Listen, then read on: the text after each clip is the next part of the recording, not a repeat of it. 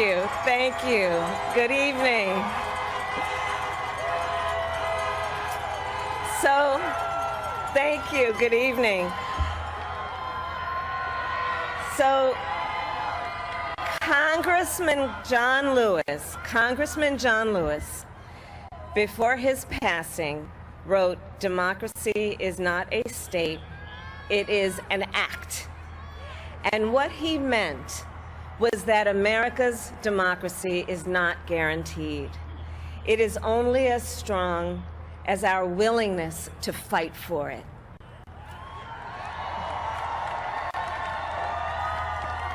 To guard it and never take it for granted. And protecting our democracy takes struggle, it takes sacrifice, but there is joy in it, and there is progress, because we, the people, have the power to build a better future.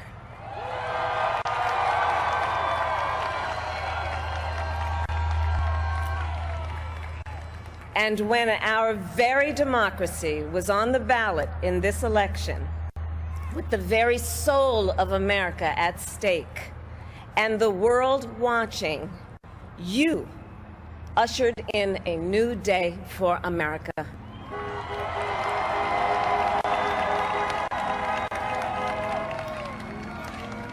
To our campaign staff and volunteers, this extraordinary team, thank you for bringing more people than ever before into the democratic process.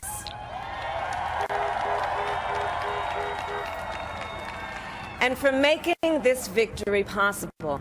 To the poll workers and election officials across our country who have worked tirelessly to make sure every vote is counted, our nation owes you a debt of gratitude.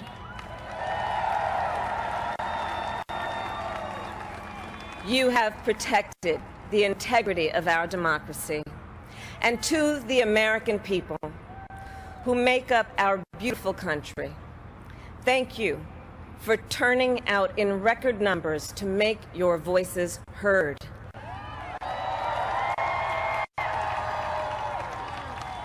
And I know times have been challenging, especially the last several months. The grief, sorrow, and pain, the worries and the struggles. But we have also witnessed your courage, your resilience, and the generosity of your spirit. For 4 years, you marched and organized for equality and justice, for our lives and for our planet. And then you voted.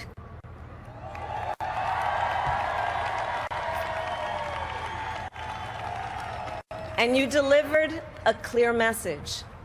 You chose hope and unity, decency, science, and yes, truth.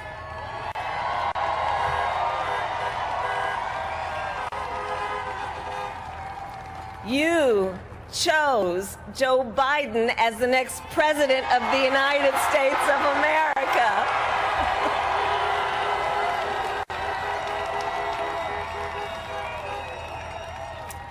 And Joe is a healer, a uniter, a tested and steady hand, a person whose own experience of loss gives him a sense of purpose that will help us as a nation reclaim our own sense of purpose. And a man with a big heart who loves with abandon. It's his love for Jill, who will be an incredible First Lady.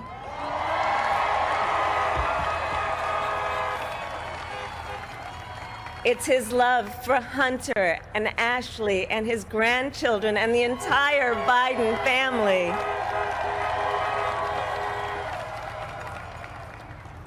And while I first knew Joe as vice president, I really got to know him as the father who loved Bo, my dear friend who we remember here today. And to my husband, Doug,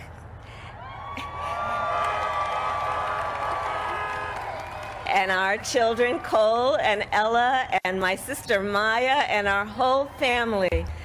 I love you all more than I can ever express.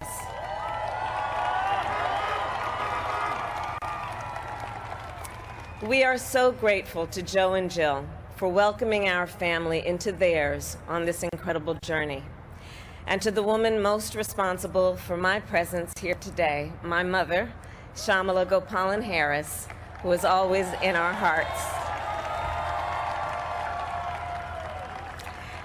When she came here from India at the age of 19, she maybe didn't quite imagine this moment, but she believed so deeply in an America where a moment like this is possible.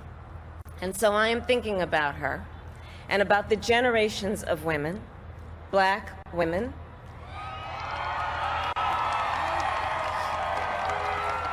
Asian, white, Latina, Native American women, who throughout our nation's history have paved the way for this moment tonight.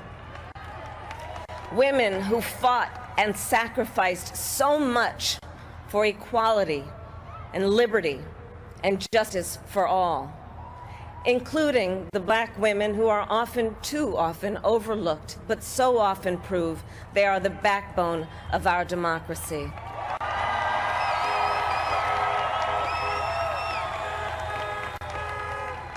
All the women who have worked to secure and protect the right to vote for over a century, 100 years ago with the 19th Amendment, 55 years ago with the Voting Rights Act, and now in 2020 with a new generation of women in our country who cast their ballots and continued the fight for their fundamental right to vote and be heard.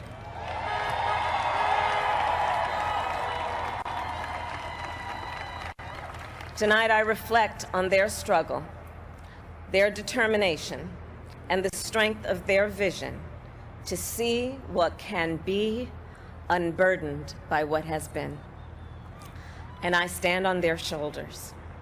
And what a testament it is to Joe's character that he had the audacity to break one of the most substantial barriers that exists in our country and select a woman as his vice president.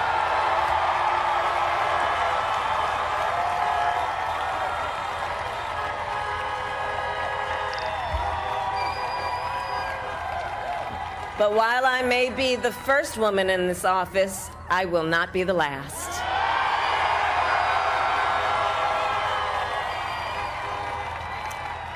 Because every little girl watching tonight sees that this is a country of possibilities. And to the children of our country, regardless of your gender, our country has sent you a clear message. Dream with ambition, lead with conviction, and see yourselves in a way that others may not, simply because they've never seen it before. But know that we will applaud you every step of the way.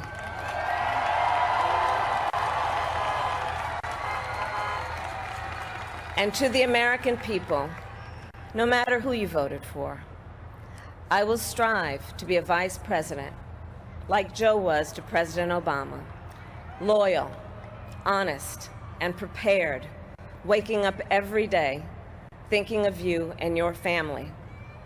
Because now is when the real work begins, the hard work, the necessary work, the good work, the essential work to save lives and beat this epidemic, to rebuild our economy so it works for working people, to root out systemic racism in our justice system and society, to combat the climate crisis, to unite our country and heal the soul of our nation.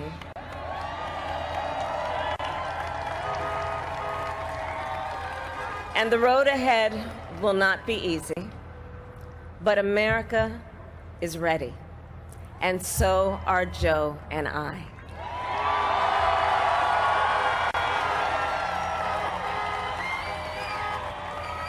We have elected a president who represents the best in us. A leader the world will respect and our children will look up to. A commander-in-chief who will respect our troops and keep our country safe. And a president for all Americans.